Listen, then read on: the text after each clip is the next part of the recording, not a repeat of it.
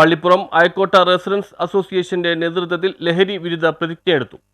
Pallippuram അയക്കോട്ട residence അസോസിയേഷന്റെ നേതൃത്വത്തിൽ ലഹരി വിരുദ്ധ പ്രതിജ്ഞ ചൊല്ലി മുനമ്പം SI സിജോയാണ് പ്രതിജ്ഞ ചൊല്ലിക്കൊടുത്തത്.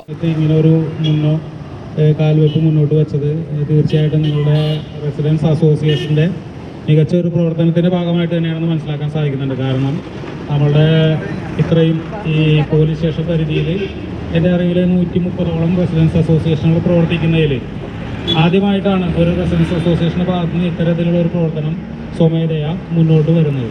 ഈ ഒരു കാര്യം ഞാൻ ഇവിടുത്തെ അപ്പെക്സിൻ്റെ ഇവിടെ സംഗമിച്ചിട്ടുള്ള കൂട്ടത്തിലുള്ള അപ്പെക്സിൻ്റെ ഭാരവാഹികളെ കൂടെ ഓർമ്മിപ്പിക്കുകയാണ്.